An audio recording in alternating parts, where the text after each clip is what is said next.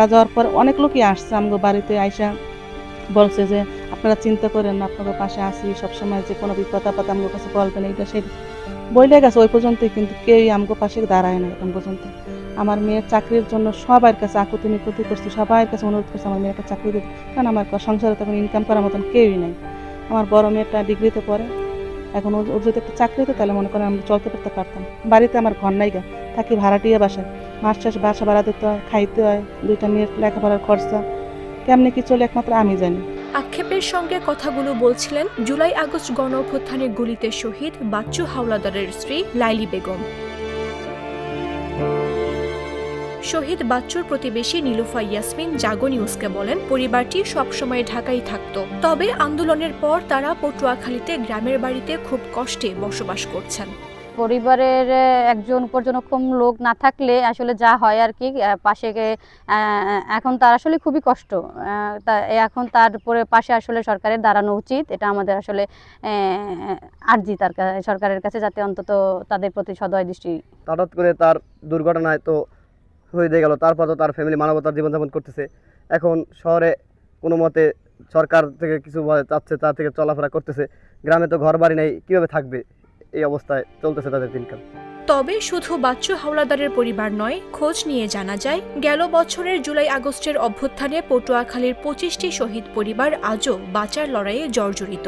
কেউ হারিয়েছেন একমাত্র ছেলেকে, কেউ বা পরিবারের উপার্জনক্ষম একমাত্র মানুষটিকে।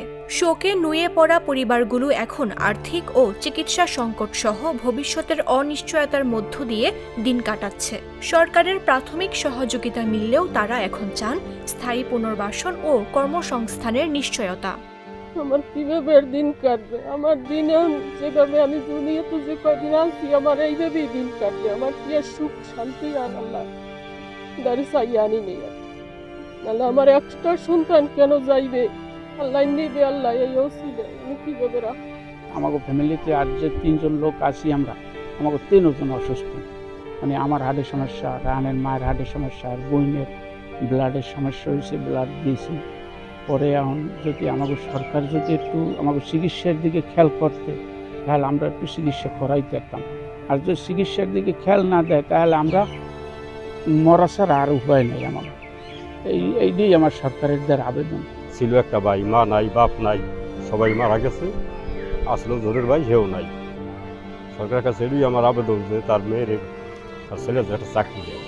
শহীদদের বিষয়ে বৈষম্য বিরোধী ছাত্র আন্দোলন পটুয়াখালীর নেতা তোফাজ্জল হোসেন বলেন, সরকারের কাছে আমার দাবি থাকবে জুলাই অভ্যুত্থানে আহত নিহত পরিবারদের যেন সর্বোচ্চ সহযোগিতা করা হয়।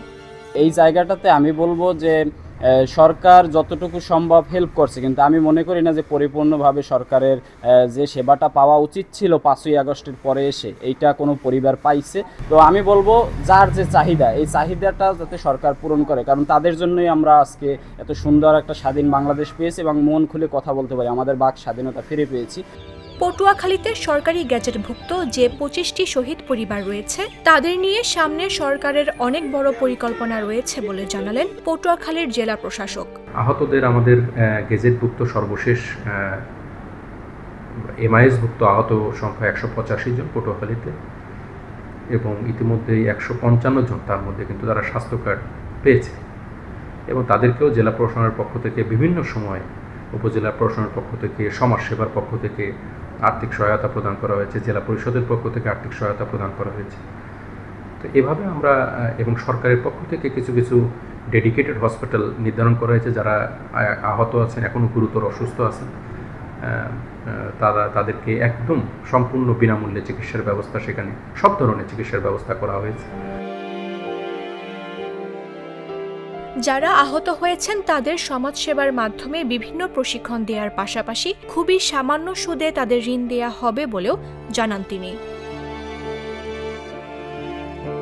নিউজ ডেস্ক, জাগো নিউজ।